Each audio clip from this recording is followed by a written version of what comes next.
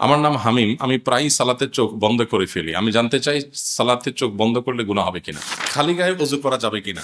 মাঝে মধ্যে অন্য কোথাও নামাজ আদায় করতে গেলে নামাজের দ্বিতীয় ও তৃতীয় রাকাতে সূরা ফাতিহা শেষ হওয়ার আগেই ইমাম রুকুর তাকবীর দেয়। এক্ষেত্রে আমার করণীয় কি? দ্বিতীয় তৃতীয় রাকাতে সূরা ফাতিহা শেষ হওয়ার আগে আগে ইমাম রুকুর তাকবীর দিলে আপনি তাড়াতাড়ি করে সূরা ফাতিহা শেষ করে রুকুতে চলে যাবেন। সূরা মিলানোর চেষ্টা করবেন না। বিশেষ করে দ্বিতীয় রাকাতে যদি হয় তাহলে তো সূরা ফাতিহাই। তো সূরা ফাতিহা যখন হবে আপনি যেখানেই থাকেন না কেন তাড়াতাড়ি করে বাকি রুকু শেষ করে রুকুতে চলে যাবেন। গ্যাপ হলে এক আয়াতের গ্যাপ হবে, দেড় আয়াতের গ্যাপ হবে। এমন তো হবে না যে আপনি সূরা ফাতিহা মাত্র শুরু করলেন আর ইমাম রুকুতে চলে গেছে। এত গ্যাপ তো আর হওয়ার কথা না। অতএব যেটুকু গ্যাপ আছে খুব দ্রুততার সাথে শেষ করে আপনি ইমামের সাথে রুকুতে গিয়ে জয়েন করবেন। বদলি হজের বিধান কি? যে করবে এবং যে করাবে। বদলি হজ এটা যিনি করবেন তার নিজের হজটা আগে হতে হবে। আপনি যদি কারোর পক্ষ থেকে বদলি হজ করতে চান তাহলে আপনার নিজের হজটা আগে করে ফেলতে হবে, তারপর আপনি কি করতে পারবেন? বদলি হজ করতে পারবেন। আপনি নিজের ফরজ হজই করেন নাই, আরেকজনের টাকা যদি বদলি হজ করতে যান তো শরীয়তের আইন অনুযায়ী মাসআলা অনুযায়ী আপনারটা হয়ে যাবে, আর ওই ব্যক্তির কাছে টাকাটা দেনা থেকে যাবেন, তাকে আপনি টাকাটা ব্যাক করতে হবে।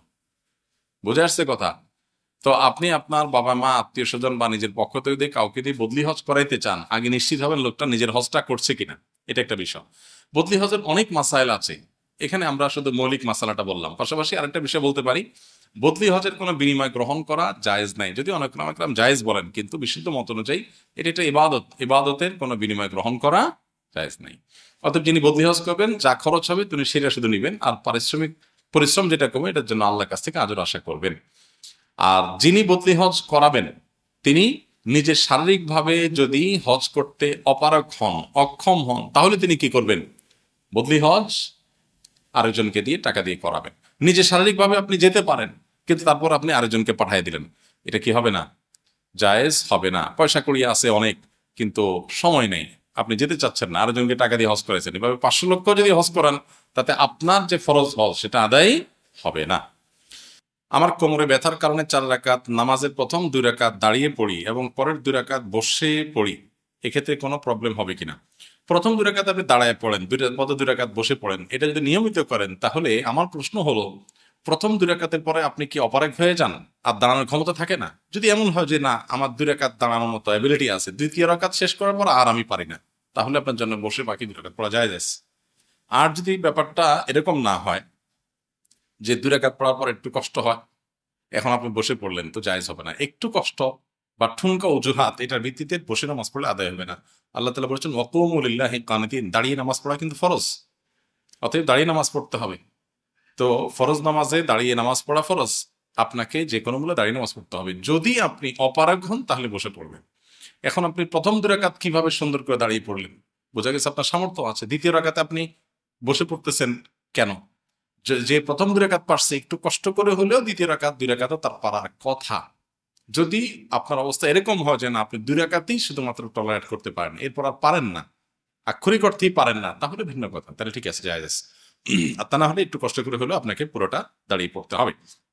আমার নাম হামিম। আমি প্রায়ই সালাতের চোখ বন্ধ করে ফেলি। আমি জানতে চাই সালাতের চোখ বন্ধ করলে গুনাহ হবে কিনা। নামাজরত অবস্থাতে চোখ স্বাভাবিক থাকবে, এটাই হলো সুন্নাহ। কোনো কারণে কারোর যদি চোখ বন্ধ করলে মনোযোগটা বেশি বৃদ্ধি হয়, মনোযোগ বেশি সৃষ্টি হয়, সেই জায়গা থেকে তিনি চোখ বন্ধ করে সালাত আদায় করেন, তাহলে মনোযোগ সৃষ্টি করার জন্য চোখ বন্ধ করা জায়েজ আছে। বাকি নামাজের মধ্যে চোখ বন্ধ করা আলাদা কোনো নির্দেশ নাই। এটা আপনার প্রয়োজন, যে আপনার মনোযোগ থাকে না, মনোযোগ বৃদ্ধি করার জন্য, খুশু বাড়ানোর জন্য আপনি চোখ বন্ধ করছেন, সেটা শুধুমাত্র সেই ক্ষেত্রে জায়েজ হতে পারে। বাকি সাধারণত চোখ খোলা রেখে স্বাভাবিক অবস্থাতে নামাজ পড়াই হলো সুন্নাহ।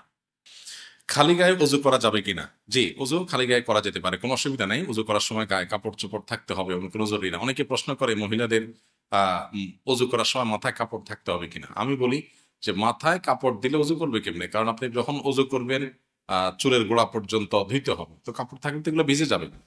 বিধায় ওযু করার সময় কাপড় সরিয়ে ওযু করাতে কোনো অসুবিধা নেই, বিশেষ করে যখন পর্দা পশিদার কোনো ব্যাপার থাকবে না। হ্যাঁ, যদি এমন কোনো জায়গা থাকেন যে বেপর্দা পরিবেশ হওয়ার সম্ভাবনা আছে, পরপুরুষদের দৃষ্টিতে পড়ার আশঙ্কা আছে, তাহলে সেক্ষেত্রে আপনি অবশ্যই ঘোমটা মাথায় রেখেই আলতো করে ওযুটা করে ফেলার চেষ্টা করবেন।